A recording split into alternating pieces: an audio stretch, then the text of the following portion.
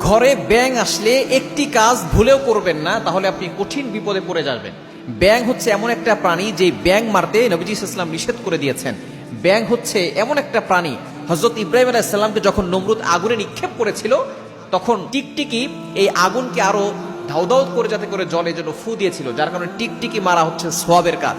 আর এই ব্যাঙ এই আগুন নিভানোর জন্য তার মুখে যতটুকু জায়গা আছে সে পুকুর থেকে পানি নিয়ে যাচ্ছিল। তখন তাকে জিজ্ঞেস করা ছিল এই পানি নিয়ে কোথায় যাও, তখন সে বলেছিল আমি ইব্রাহিম আলাইহিস সালামকে যে আগুনে নিক্ষেপ করা হয়েছিল আমি এই আগুন নিভাতে চাই। যদিও তার পানি তার মুখে অল্প ছিল, কিন্তু তার চিন্তা চেতনা ছিল ইব্রাহিম আলাইহিস সালামকে বাঁচানোর। এই যে তার ভিতরের চিন্তা, এটা আল্লাহ তাআলা কবুল করে নিয়েছেন, এজন্য ব্যাঙকে সম্মানিত করেছেন। ব্যাঙ বর্ষাকালে আসলে মানুষের ঘরে যায়, মানুষের ঘরে যদি কোনো ব্যাঙ যায় মনে করবেন ওই ঘরের ভিতরে আল্লাহ পাক রব্বুল আলামিন বৃষ্টির মতো রহমত দান করবেন, বরকত নাজিল করবেন। এই ব্যাঙ যদি আপনার ঘরে ঢুকে তাহলে ব্যাঙকে মেরে ফেলবেন না, ব্যাঙকে আপনি তাড়িয়ে দিবেন না।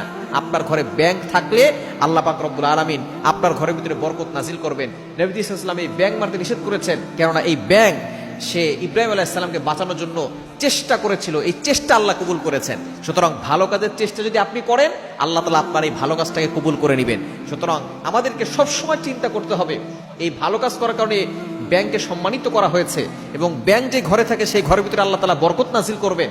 সুতরাং ব্যাংক যদি আপনার ঘরে আসে, সেই ব্যাংককে কখনো তাড়িয়ে দিবেন না, তাকে মেরে ফেলবেন না। অনেকেই আছে ব্যাংকের উপরে আঘাত করে, ব্যাংককে মেরে ফেলতে চায়। আল্লাহ পাক রব্বুল আলামিন এই টিকটিকিকে নবী সাল্লাল্লাহু আলাইহি ওয়াসাল্লামের মাধ্যমে মারতে বলেছেন, এটা হাদিস দ্বারা প্রমাণিত। সুনান ইবনে মাজার ভিতরে রয়েছে, নবী সাল্লাল্লাহু আলাইহি ওয়াসাল্লাম বলে দিয়েছেন এই টিকটিকি যে মারবে সে এক আঘাতে মারতে পারলে, আম্মা জান আয়েশা রাদিয়াল্লাহু তাআলা তার ঘরে সবসময় বর্ষা রাখতেন এই টিকটিকি মারার জন্য। এটা একটা বিষাক্ত প্রাণী এবং সে ফু দিয়েছিল ইব্রাহিম ইসলামের আগুনকে যাতে করে ধাউ ধাউ করে জ্বলে।